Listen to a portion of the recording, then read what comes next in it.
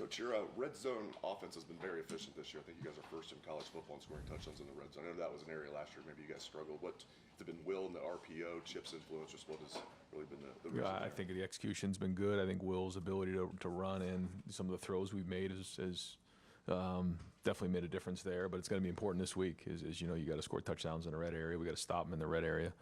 It's something we typically work on Wednesday, but. Yeah, I mean, I think it's the execution, but it's the approach and scheme as well. Dan Hope, 11 Warriors. Ryan, I think Big Ten teams are 1-8 this year when they've had to go across 2 time zones for a road trip. What do you view as the biggest challenges of a long road trip like this, and how do you guys overcome that? Yeah, I don't really see it as much of a challenge that way. I think it's a 4.5-hour flight. It's a couple hours more than Nebraska, and we're going to stay on East Coast time, and I think we got a good plan. We're going to stay on our time schedule, and it, the way that, the time of the game and everything fits kind of how we practice. So, we're not going to look too much into it. When it's something nobody on this team has really done before, is it something that you have to prepare them for at all? I don't think so. Again, it's only a couple hours more than Nebraska. So that's kind of how we're looking at it, and not making it a bigger deal than it is. Whitney Hardy, far left, WCMH. Brian, we talk about so many different positions on the defense, but one we never really have to talk about much is the cornerbacks. I mean, just how much of a luxury is it to have a guy on each side who can go one-on-one and shut guys down? Yeah, they're going to get challenged this week in a lot of different areas, but, those guys are a big part of the defense. And, every little piece matters when you're on defense. But that's a big part of it. And, they have a big challenge this week, and good to see Davison, get his hands on one last week. That was big. And, Denzel got one the week before. So, we got to have a great Tuesday practice right here and know that, they're going to look to really challenge our guys on the outside. Davison specifically, how have you seen him grow? And you mentioned the interception. What is that going to do for – he's very confident, but it makes a difference when you get your hands on the ball. I think sometimes when you come into a season, you no matter what, you can say don't have expectations, but you do. And when you get that pick like that, it kind of, allows you to maybe relax a little bit and not press. So, he can just play his game now because he's doing great. Bill Landis, Kings of the North, and the podcast. Ryan, what do you see from Oregon's defensive front on film? They just seem like they're maybe the most athletic group you guys have seen so far this year. Yeah, for sure. Very, very good front. Birch is, very, very good. He's very athletic, strong, good pass rusher, good against the run. Harmon, we know, he's from Michigan State. He's playing very, very good football. I mean, they have some good guys up front, so it's going to be a great challenge for our offensive line and for everybody. I think each week, again, it's ramped up, so that's been good. But we're looking forward to the challenge. Your offensive line, I think most coaches would probably just want to see week-to-week incremental improvement. It seems like you're getting that. I don't want to put words in your mouth, but just how do you feel like now that group's progressed through these first 5 games? I think there's been improvement, but we're nowhere near where we need to be, or in a situation where we're evaluating their progress. Other than the fact that I think they are getting better every week, and again, it goes back to practice. It goes back to the work they put in the preparation, and it's week to week. You can look great one week, but not on the next week. And I think that's the thing to me that we talked to our team about now, and G. Scott spoke to our team recently about it. I think it's exactly right. Like every day can look the same, but then when you look back on it, it's not even close to being the same. And so that's what we have to do. We've got to make sure that we're getting better every day, because you're either getting better or you're getting worse. And I think with the offensive line, that's important this week, is that we continue to get better. And the only way to do that is to have a great Tuesday. And so we'll get in here at 2:30, start with the team meeting, and going from there. Tony Girdman, Buckeye Huddle. Ryan, what's the conversation, the communication with you and Chip to Jim Knowles on what you're seeing with the defense, how you would attack it, where you might be seeing some areas of concern this week? Yeah, we have staff meetings, and we'll go through different things. We try not to get too much into that, but every once in a while we'll get somebody's opinion from the other side of the ball. And so every once in a while I'll go down with the scouts and give them, what I think are some different things that they need to prepare for. But at the end of the day, Jim's the head coach of the defense, and he's going to, run the defense. But it's been good to get feedback from both sides of the ball in those staff meetings. But yeah, it's usually just kind of, 30,000-foot view, kind of conversations. Stephen Means, Cleveland.com. obviously big game for Will, and he's not new to this. He's played in some big games before, but maybe this is a weird way to ask this, but just what lets you know that he's maybe ready for this moment? Well, he came here for a reason. He came here to play in games like this, and he's played in games like this, but he's excited to do that, and his preparation's going to be the same. We always say that it's about us. Now, that being said, we got to be experts at our opponent and know our opponent cold, but it doesn't change our preparation. If our preparation has been, to our standard up to this point, we just need to continue to do what we've been doing. So he's been looking forward to this game. Obviously, we all have been. So when the schedule came out, and so he's going to have a great week of preparation. But there's a reason you come to Ohio State, and there's a reason he came, and for games like this. Did you evaluate Dylan at all when you guys were searching around in the portal? What do you think of him as a football player? Dylan Gabriel. I think he's a very good player. I think he's played a lot of football. He's experienced. He gets the ball out of his hand quickly. He's accurate. Very accomplished.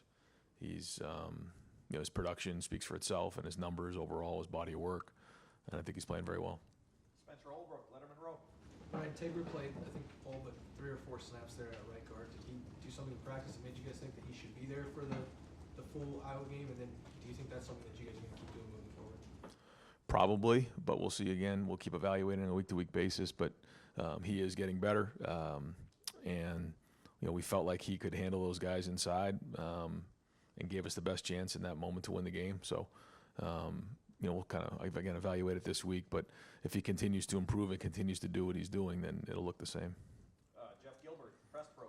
Ryan, you could have drawn any of these 4 teams out west this year. You got Oregon. It turns out this is a really big game this part of the year.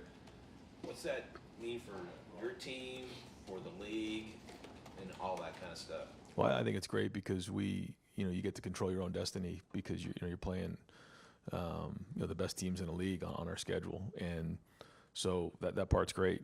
Every time you're playing one of these teams, you're fighting for an opportunity to go to Indianapolis, and that's important. So there's that part of it. Then there's obviously the playoff scenario. So a lot at stake this weekend, which is exactly the way we want it. Joey Kaufman, Columbus Dispatch. Ryan, both of these quarterbacks, Dylan and Will, are super seniors using that extra year of eligibility. Wondering with Will, where does that extra year show up at all when you watch him and evaluate him? Just what's the value of that extra year experience? It's probably in the preparation and then in game, having experience and not departing your preparation and what you've done to that point. Because I think it's easy when you're a young player, once you get into a game and you get into a high pressure situation, to all of a sudden abandon all your technique. You see that a lot with young players and sometimes young quarterbacks.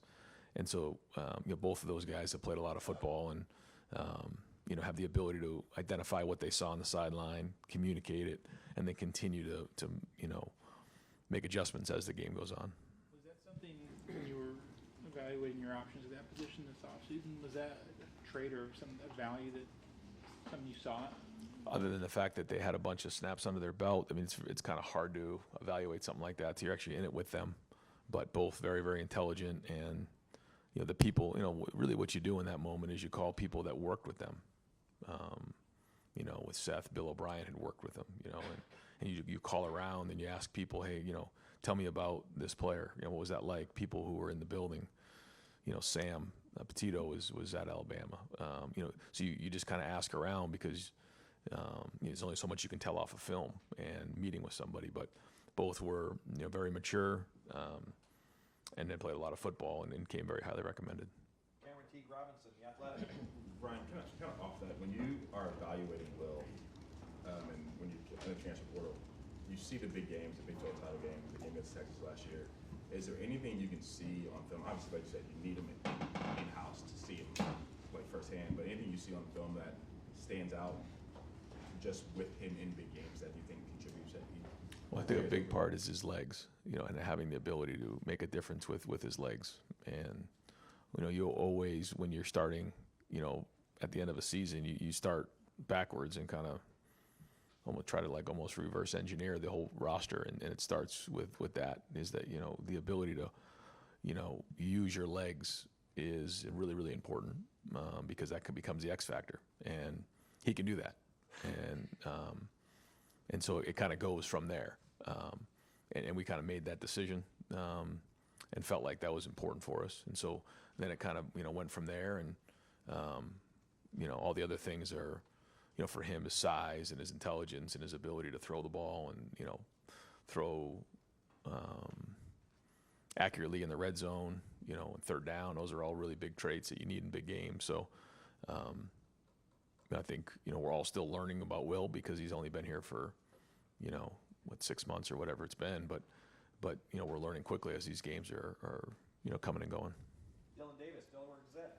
Ryan, you have a veteran team this year. Does that change anything about the way you approach games like this, the way you prepare this week, the way you talk about it? Does that change at all based on the kind of team you have, or is it just business as usual? I mean, I think you always, try to make sure you identify the things that, fit the team that you have, for sure. But there's a lot of things that are consistent with every week. All of a sudden you don't just change because, it's a quote-unquote big game. They're all big. But, you want to make sure that you're also, like you said, tailoring it to the guys that you have. And so, we're going to, if we say it's about us all the time, then it's about us in the games like this, which it is. So we're going to continue with the same routine. Our guys like that routine. And it's our job as coaches to make sure we give them a clean plan that they can go play. They shouldn't be thinking on Saturday night. Adam King, WBNS 10 TV. Obviously, a couple Oregon ties on the staff. Chip coached there, but he also coached against them at UCLA, and then with Coach Laughlin. Have you leaned on them at all? Have you learned anything from them about the Ducks, and how much have they helped you guys get ready for this? Yeah, they have good information. And when you're somewhere, you have a feel for the place, and so good information there. But ultimately, it's going to come down to the players on the field, and who's going to run the football and stop the run and take care of the ball. Steve Hellwagen, 24/7 Sports. Yeah, Coach, look at their Boise game. I think they had a kick return and a punt return for touchdowns. They did, just yeah. how critical, as closely matched as your two teams are, that one play in special teams could really decide this. And you guys haven't had to cover a lot of kicks and punts, but maybe this week. Yeah, every play is going to matter in a game like this, and both returners are dynamic. And I think that's the thing we talk about all the time is the issues are always there, and it can come down to one play. And we say that week in and week out here on Sunday meetings, and now it's for real. So, and you never know when that one play is going to come. But you're right. Every play is going to matter. Every inch is going to matter. In all three phases. Front row left, Jake Trotter, ESPN. Yeah, Ryan, your shared experiences with Chip, growing up same hometown, same high school, same college, and then your history together. How has that impacted, the way you work together, relate together, and then trust one another? Yeah, I think that's probably the biggest word is trust. Is that and when you have trust, you get through a lot of, wasted time, because you can be direct with somebody and know that you care about them, and no matter what is said, you can kind of put your arm around each other afterwards. I say that a lot because that's it. I think the other thing is having familiarity of just how each other think. You can get through a lot of conversation, revisiting some things you've done in the past. Things that have worked, things that haven't worked, things that you've tried together before, philosophically, all those things I think allow us to work efficiently. How has he impacted you and your coaching career? You haven't been together all the time, but obviously we're together at UNH. Yeah, probably the biggest influence in my life in football, just from when it started. In my hometown of Manchester, he kind of was the first one to kind of really get into college coaching, and then recruited me to go to the University of New Hampshire. I kind of shared with him then that I wanted to be a coach, and then he kind of took me under his wing, and then I coached for him, and he helped me get some of the jobs that I got along the way. And I ended up going to Florida because of Dan Mullen, who's a Manchester guy, and then worked with Urban, and then that kind of played out from there. So it kind of gave me my start, and then I worked with him in the NFL for 2 years. So I've been very fortunate to be around great coaches and great mentors, and he was obviously a big part of it. Joe Nugent, WCMA. With the Ducks leading the country in completion percentage, what makes them so dangerous in that area? Well, they get the ball out quick, and Gabriel's very accurate, and they have really good playmakers out in space, and they make you defend the field, from sideline to sideline, and then they take their shot. So they play very, very fast, and so you got to be on your game. And he's a great operator, and he's very talented. Third row right, Stefan Kreisnick, Following up on Chip there a little bit, you're still pretty young in your coaching career when he got going at Oregon. How much did you kind of watch those games and try to take things from his offense? Because they put up really impressive numbers while he was there. Yeah, it was a different place. Boston College, just a different grouping of people, and we had Matt Ryan at the time, and it was pretty unique. I think we were top 3 and 4 in the country at Boston College at the time, and so was he. And so that 07, 08 year, runs, both very different offenses, but certainly watched it all just like everybody else did. He's just kind of revolutionizing, football at the time. Don Berry, WBNS 10 TV. Coach, I'm sure didn't feel comfortable Saturday with some of the adversity you faced, but looking back now, are you happy your team faced that adversity and the way they handled it? Yeah, if we're going to turn the ball over, then you're going to be in a game like that at halftime, and so you're either remembering or you're learning, and we better learn from that. So that was important. But I felt like going into halftime, we had moved the ball well. I think we had just about 200 yards of offense, and we had played very good defense, so we were good that way. But when you turn the ball over and don't convert on a 4th down, there's 3 drives right there, and you're not going to get many at bats, against an Iowa team. So yeah, you got to learn from that experience. We talked about that on Sunday, but but great to see us come out and play that way in the second half, which is encouraging coming out at halftime. There was a lot of, like you said, a lot of positivity knowing that we could play that way in the second half, despite only being up 7-0. Feel like they're battle tested now? I mean, going into this thing. Well, we do have a bunch of guys who have played a bunch of football, so that is good, and we know what the challenge was there. But this is a different challenge on the road against a great opponent, and so we're going to go swing as hard as we can, and excited about this. So everybody is, and so fired up to get them back in here in a couple hours. Bill Rabinowitz, Columbus Dispatch. 3 years ago when you played them, it was obviously kind of a rude awakening for your defense. You made changes after that. All that process ended up with getting Jim Knowles. When you look back at that game, how much of a foundation-changing game did that turn out to be?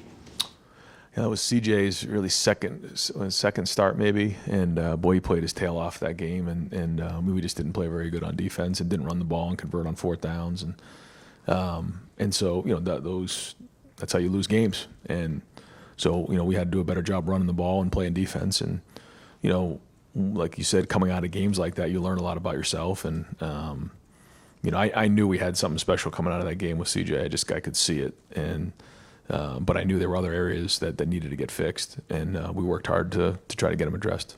How different, I mean, it's an obvious question, but how different is this defense now compared to that one? Yeah, I would say it's very different. Different scheme, different players. Yeah. Andy Backstrom, Letterman Row.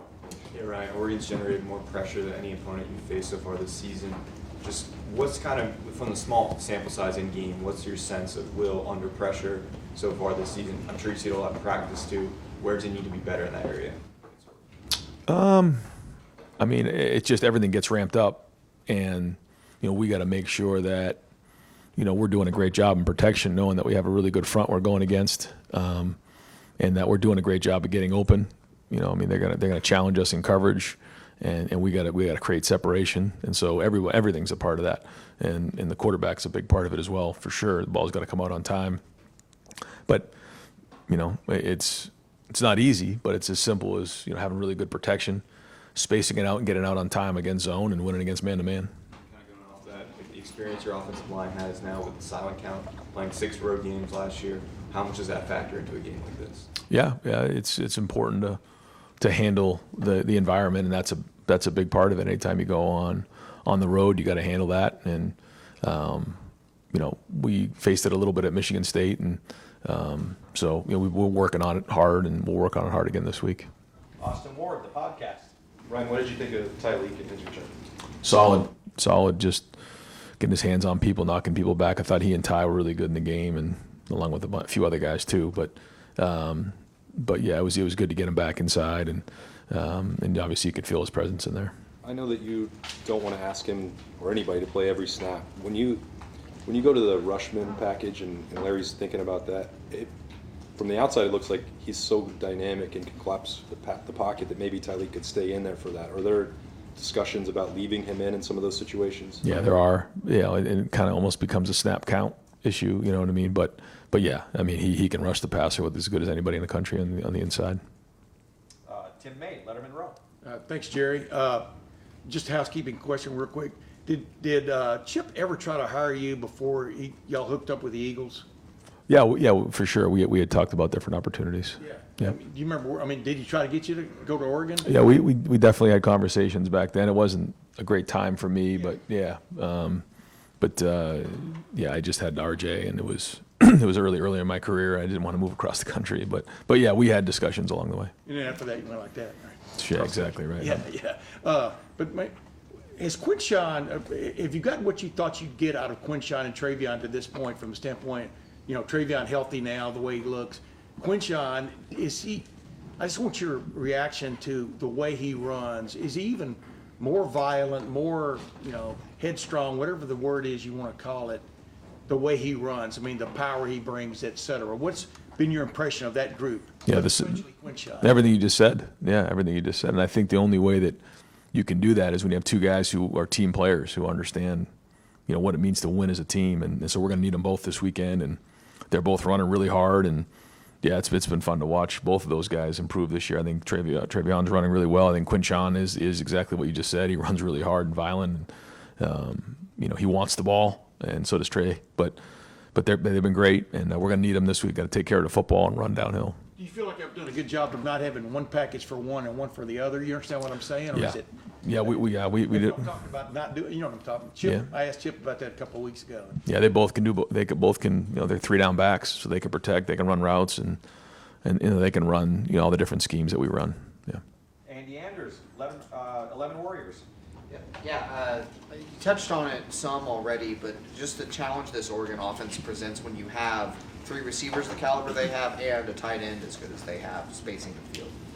Yeah, athletes all over the place, and running backs very good, and so yeah, I mean it's the same thing we're looking for on offense. Is you try to have enough weapons out there that you can't just narrow down on one thing. So, yeah, I mean they're going to put you in space and try to spread you out, and so you got to win your one-on-one battles.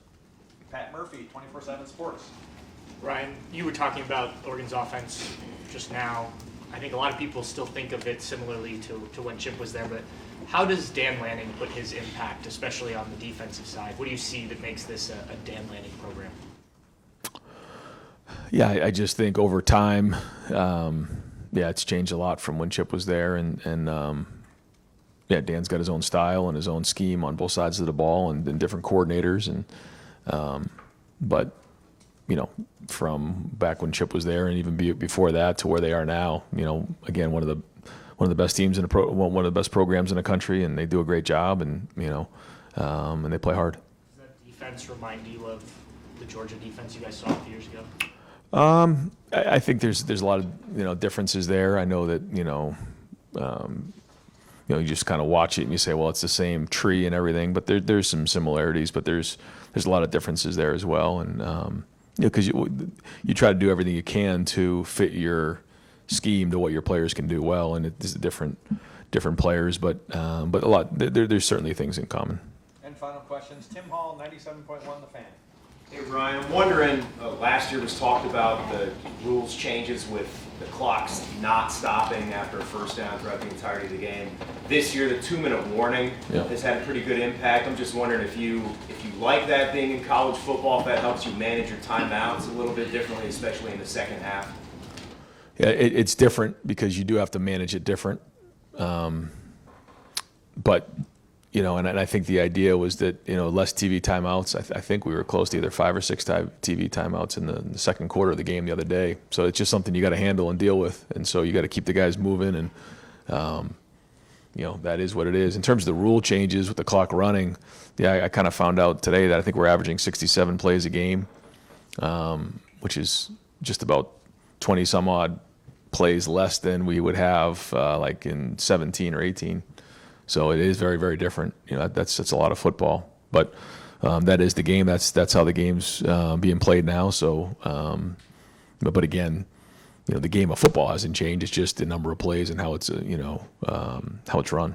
Typically, in a perfect world, do you like to keep all your timeouts in the second half, especially when you're in a huge game like this one coming up?